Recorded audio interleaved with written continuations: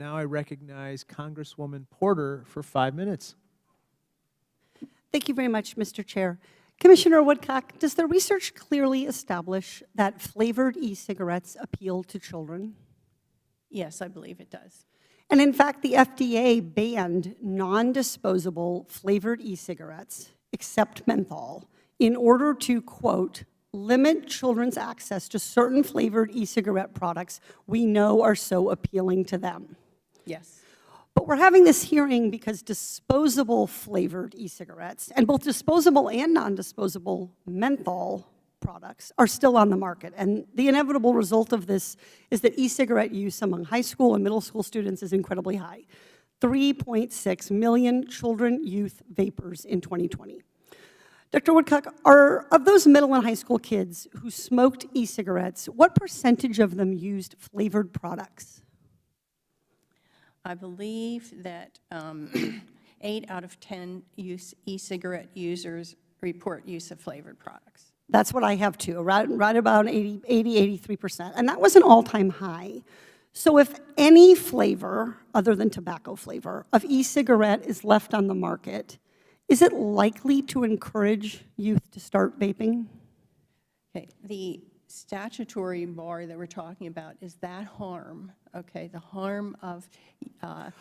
Reclaiming my time, I'm going to get to that balancing act. Okay. So I'm going to let you do that balancing. Yes.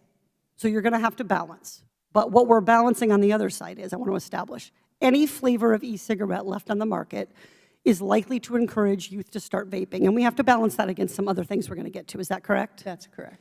And if the FDA banned all flavored e-cigarettes, would less kids continue to vape among those who have started, in your opinion?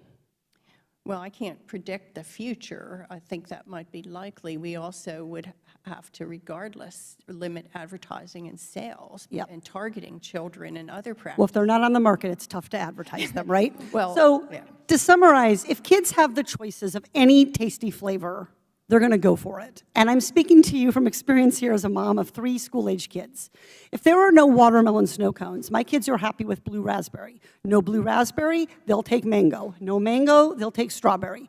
But if their only choice was a brown tobacco-flavored snow cone, they are going to walk away. Mm-hmm. So right now, the FDA is analyzing what are called pre-market tobacco product applications. And in short, and this is what you were hinting at, you have to decide whether or not an e-cigarette can bring or keep a product on market. And in doing that, you have to do that only if it is appropriate for the protection of public health. That is the standard. And what this means is the FDA is required, as you were saying, to balance youth vaping against any good that e-cigarettes might do in getting adult smokers to quit tobacco products. Commissioner Woodcock, do you know what percentage of adult smokers use e-cigarettes instead of traditional cigarettes? No. It's about 4.5%.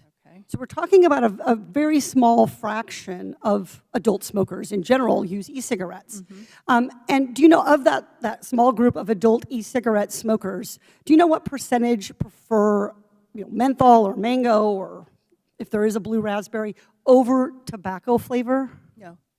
So a study in Great Britain, we don't have a study yet in the US, found that 56% of adult vapors, people over 55, prefer tobacco. Do you know how many kids like tobacco flavor?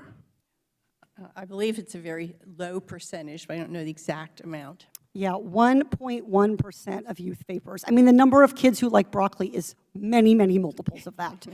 So it's really important, I think, that you have that information as you go to do that. The Surgeon General has said that there is zero real evidence, scientific evidence, that proves e-cigarettes in general help adults quit smoking. That's what the Surgeon General has said. You have testified that kids are drawn to flavored e-cigarettes based on the evidence. And as a mom of 3, hopefully, non-vaping kids, this is pretty personal for me. The only way to protect our kids is to deny pre-market tobacco product applications for every flavored e-cigarette other than tobacco flavor. Will you commit to doing that? As I have said already, I can't prejudge the scientific... Reclaiming my time, Dr. Woodcock, you may not be willing to do it, But I just want to make sure America understands. You have the authority to commit today to preventing millions of kids from becoming addicted to vaping by making the decision and the commitment today to us. And if you don't make that decision today in this oversight hearing, then the alternative is going to be years and years of delay while Congress tries to pass a bill and millions more of kids getting addicted. So I hear you. You're not willing to make that commitment to youth today. But I do want the American people to understand you do have that power. I yield back.